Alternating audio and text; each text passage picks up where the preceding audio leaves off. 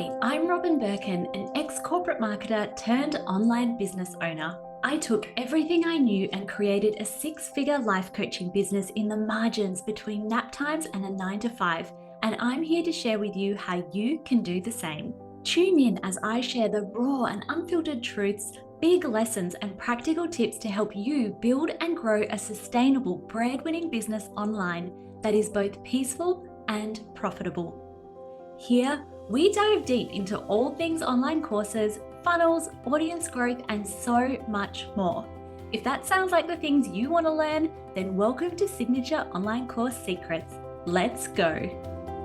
So in some ways, I feel a little bit like I've got a vulnerability hangover before I've even hit record on this podcast. But I am going to be sharing some of the really deeply personal and hard things that I have done in my business to bring my business to where it is at today. And it's perfect timing. We were discussing on the mastermind call this morning a sort of a behind the scenes of my Facebook ads, my investing, my budgeting, and how I plan my spend and my expenses. And, some days I'm spending hundreds of dollars per day on Facebook ads. At some points in my business, I've spent a high proportion of the revenue that I've been making into reinvesting into things like advertising, but also reinvesting into things like coaching, consulting, masterminds, etc. And it all is season dependent. But a lot of what I have done in my business and created in my business is a direct result of the hard decisions that I've made. So I first want to set the scene with some of the highlights that I have had over the last 6 to 12 months. So I work an average of about 16 to 20 hours. There are definitely times when I work way less, school holidays, and times when I will be working more, such as in the lead up to a launch when we're creating new products, etc. But I have a six-figure wage. I have just paid off our private school fees in one foul swoop. I've had months where I've secured six figures in new revenue. I've had several months of, 50 and 60K revenue in the business. We have invested, and all of those things to me feel like the dream in business. But they have not come because everything has been easy, nor does reaching a certain point in business mean the absence of complications and hard decisions and risks or anything. There is no magical point where it all becomes easier. It's exactly the same as raising kids. It just gets different, and the level of difficulty changes as you grow, as you become more seasoned in your business. And it is my belief that the level of success you'll reach in your business is a direct reflection of the way that you navigate and hold and the complexity of discomfort that you are willing to navigate in your business. The complexity and difficulties that you can have is going to impact the success that you can have. If you are always shying away from discomfort, things that maybe feel uncertain in your business, it's going to be really hard because not a lot is sure in business. So what I'm going to do today is speak to some of the moments that I have had in business that have felt really hard and really uncomfortable. And then I'm going to speak to some of the thoughts and beliefs I have about what creates success in your business and some of the, mantras that I think. So I first started a blog in, 2012. I registered my business in 2019 and I launched my program. I had a different type of business structure in 2018, and I first launched my program, the Fertility Warrior Intensive, early in 2018. I launched that program. I had just on a whim created this website because I was in corporate and wanted to know how to create websites. Stumbled into food blogging, stumbled somehow into feeling the need to share my infertility journey, and then decided to monetize it in early 2018 when I decided that I did not want to go back to my part-time job for many reasons. So I launched an online course called the Fertility Warrior Intensive, and it tanked. I sold 4 places and I gave one to a friend, and one person refunded. So I actually only sold 3. I think I sold them for $247. So I did not make a lot of money. The Facebook group had zero engagement. There was not one like or comment on any of the Facebook posts that I put in the group, which was meant to be the community for the program. And that was hard. It was so hard to have a refund as well on the very first course launch. The spoiler alert is that she did later come back a few years later and join my program again. So I didn't burn bridges. She didn't think I was crap for whatever reason, just wasn't for her. But that really felt really hard. So instead of quitting, I hired a business coach, and I decided to go straight to the top. I had spent $4,000 on 8 weeks of business coaching with this coach, and she encouraged me to try again. What happened was that the next time I sold 5, but I also sent out an email and had 40 responses of people who wanted to hop on discovery calls with me. And I speak to this a lot. And that was almost, a few tweaks. And instantly we were off to the races, and our launches kept getting bigger and better and bigger and better. Because I didn't quit and I believed in myself, and then decided that I would get help to figure out what wasn't working. Then, not even a year later, 6 months later, I'd had some freelance marketing clients. I had some one-to-one clients in my fertility practice. And this was about the time that Ross ruptured his spleen. I had been headhunted to kind of felt like a dreamy role at that time, and was so overwhelmingly burnt out that I decided to kind of quit so many things in my business to create ease. So I fired all of my freelance clients, stepped completely out of one-to-one, and had just one single product, which was called the Fertility Warrior Intensive. And that was hard. I had freelance clients who would literally be like, whatever hours you do, I don't care because I'm willing to pay and I see the value, and I'm never going to let you go if I can have you. So for me to have, several $1,000s per month in revenue and be like, actually, I'm going to shut it down just to run my online course, felt really hard. It's always hard to say no to money in the pursuit of more alignment and ultimately more success as well. The next thing that I did, and I've done this consistently, is even when it's felt hard, I've launched again. So if I've had a failed launch, if I've launched a new program and it hasn't gone well, I've iterated and launched again. And also, got back on the wagon and tried to look objectively at what I could do differently rather than taking anything personally. The next thing that I have done is had hard conversations with my team and my clients as a leader. The higher you go in business, the more difficult the conversations become. There are sticky things that you need to discuss with people. If the team isn't performing, if, clients miss a payment, or there's something big going on, or, the group is being impacted, as a leader, you cannot shy away from this. The more that you do nothing about issues that arise, the more that they keep bubbling up under the surface until they completely blow over. So as a business owner, you need to have these hard conversations with people sooner rather than later and nip things in the bud. This is how I land with what I hope is really great client relationships. Everyone is so clear on exactly how the container works. really great working relationship. I've now had my VA for, 2+ years, nearly 3 years, and we work together as a really good team. That doesn't mean that we just are always and have always been magically aligned. We've worked through stuff, right? She has issues, I have issues. We bring them up and we speak to each other and discuss our expectations and how we can, resolve things.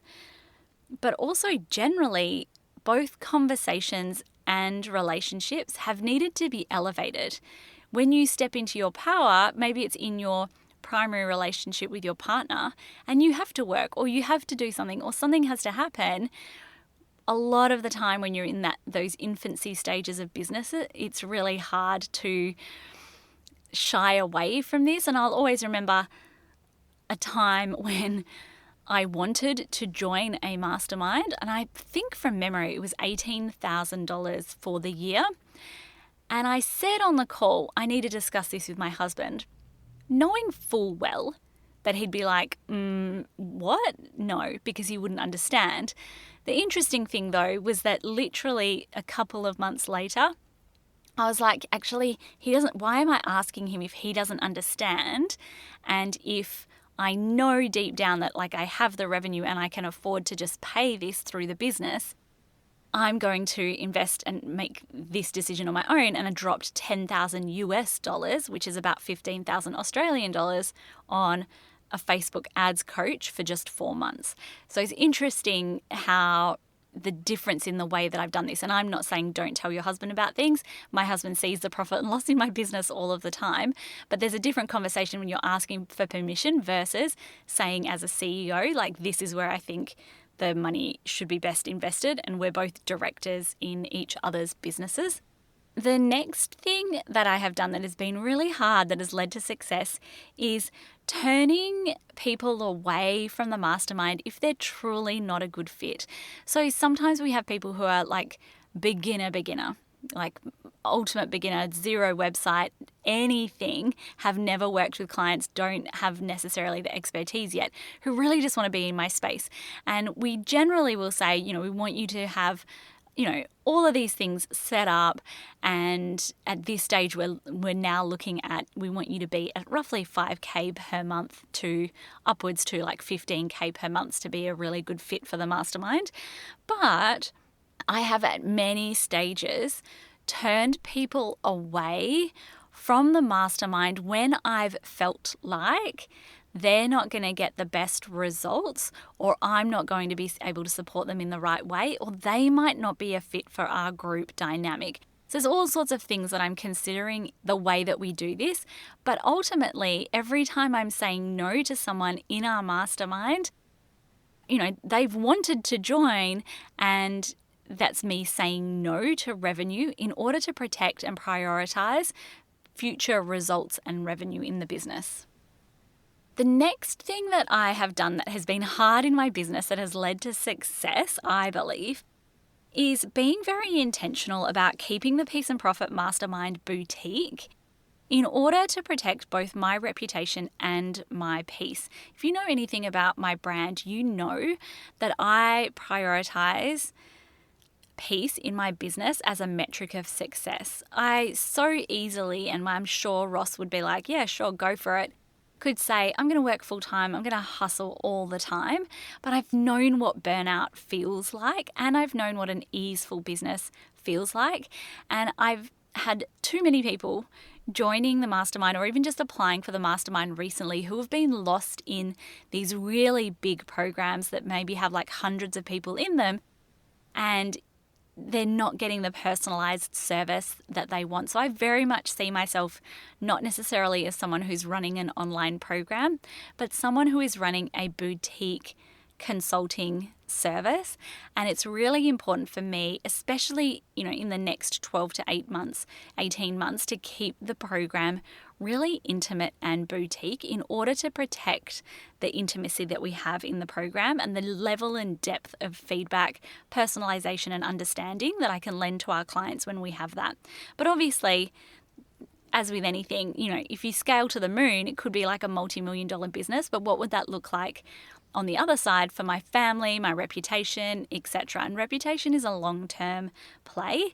So it's important to me to scale and grow steadily rather than just saying, oh, cool, well, let's flip the switch on our Facebook ads.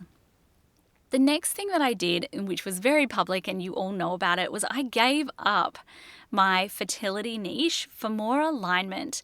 Again, this was possibly not the most profitable decision I could have made. Niching down to one niche 100% was, but it was a decision in alignment, and I spent far too long considering the profitability of being such a well-known life coach for women with infertility and, like letting go of the equity that I had in that business in terms of podcast downloads, SEO traffic, everything, but ultimately let it go for more alignment, which then led ultimately to more success because I was just doing the one thing. I know that we all feel multi-passionate. I don't care if you're a mani-gen, whatever your human design type is. We're all multi-passionate, but having too many things on the boil and not being a CEO in them and treating them like you are designed to be very hands-off in them. If you want to be hands-on in your business, having too many things on the boil is going to probably sabotage both, and it did for me for too long, for definitely more than a year. The next one was I took a pay cut and cut down on non-revenue generating spending in order to reinvest in my growth. So I call this a slingshot season, where you're consciously taking a step back to reinvest the funds of your business elsewhere in order to grow. That felt hard. At the point at which your business provides stable revenue for you, it's really hard to take a pay cut. But I knew that if I wanted my business to get back up and running ASAP, it was 100% required.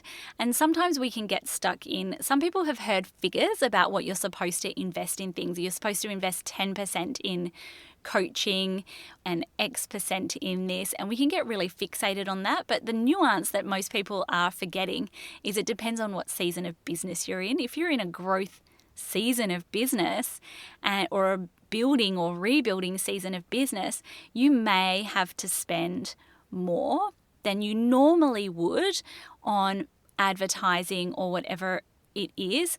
And that means typically that money has to come from somewhere in the short-term middle period while you're growing, whether that's through wages or reducing other expenses. So I took a pay cut. I also reduced other non-growth generating expenses in order to reinvest back in the business. This is how I landed with my best ever sales year. The discomfort of taking a pay cut was huge. All of the mind monkeys came out to play, but that level of hard, whilst also knowing ultimately the future result, was enabled that to happen.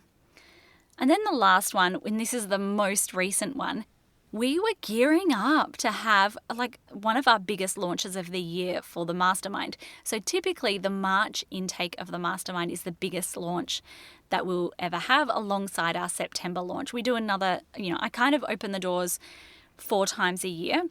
Because the numbers are getting higher in the mastermind, we're having less and less places every time because we also have a high level of renewals. So I want to say it's roughly at about 70 to 80% of people renew in the mastermind.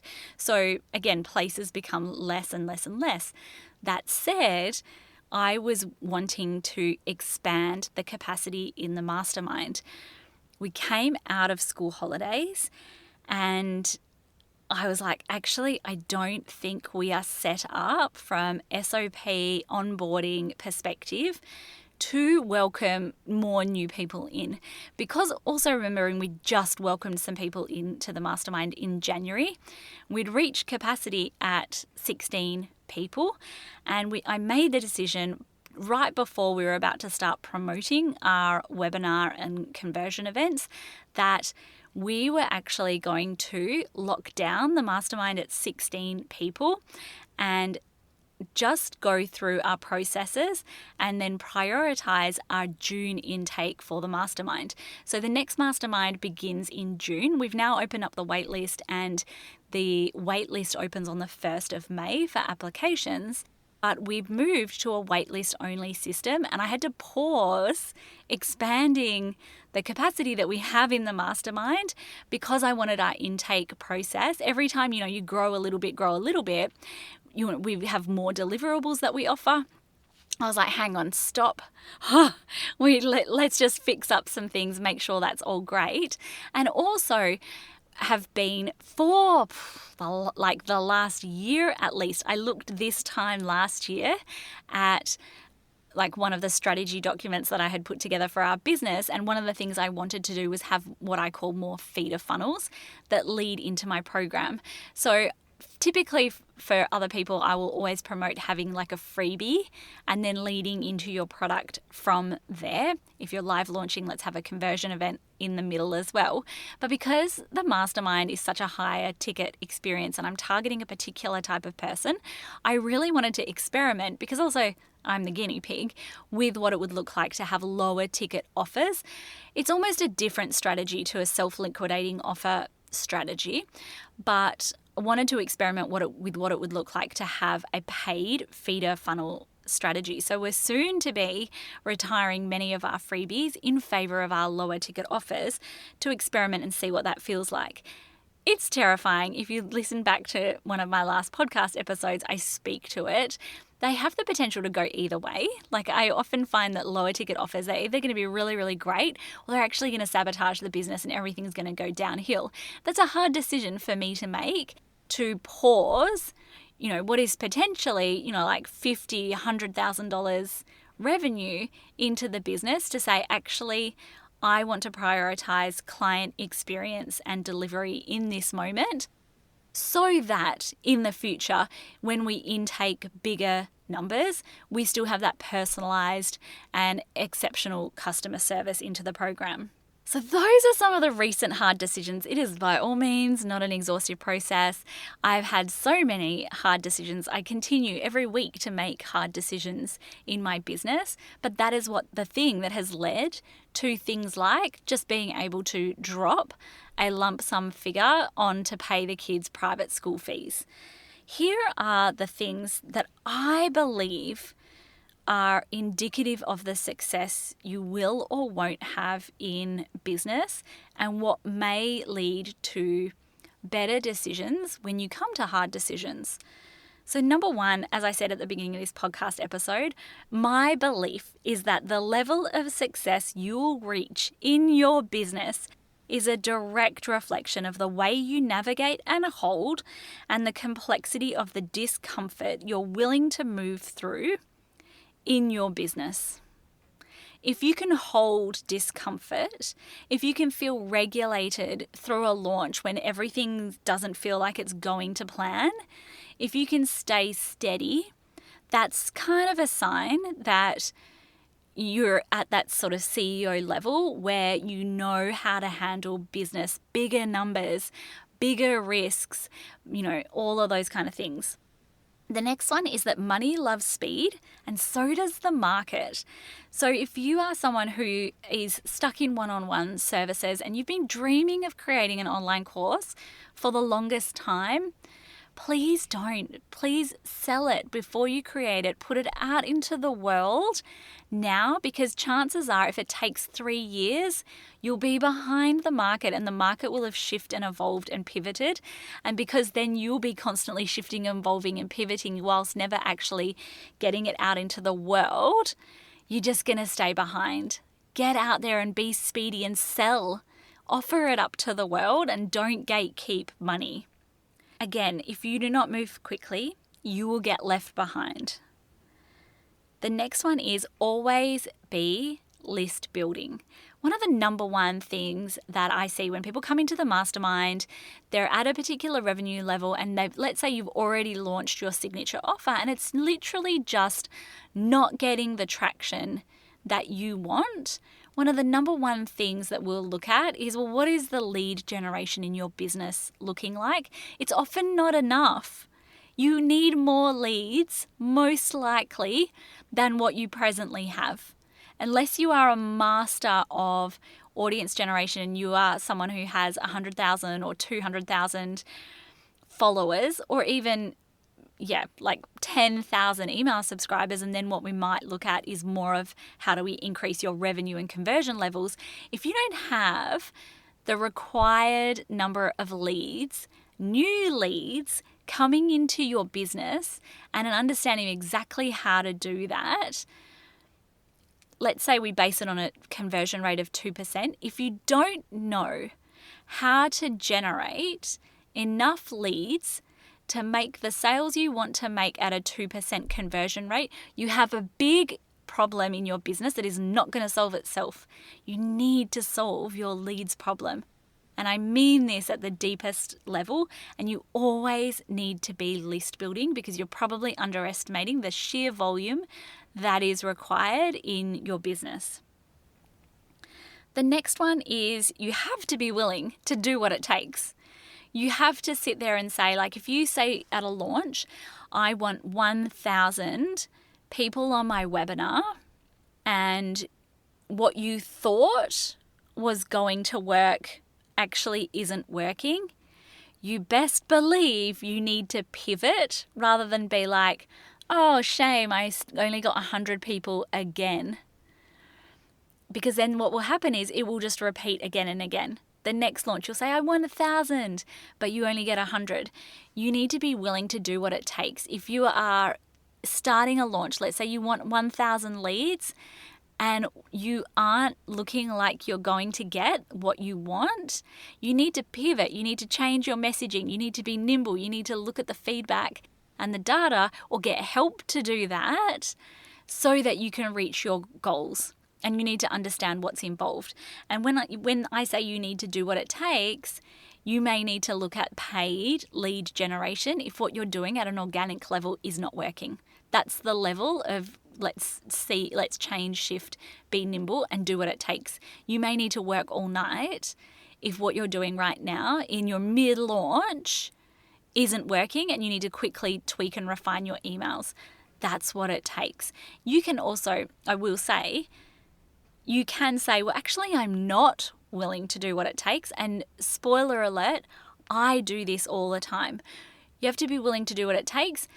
But also, if you're not willing to do what it takes, be comfortable with those results. And I almost feel like this is the whole ethos of my business in some ways, is I don't think I am willing to do what it takes to have a $5 million per year business.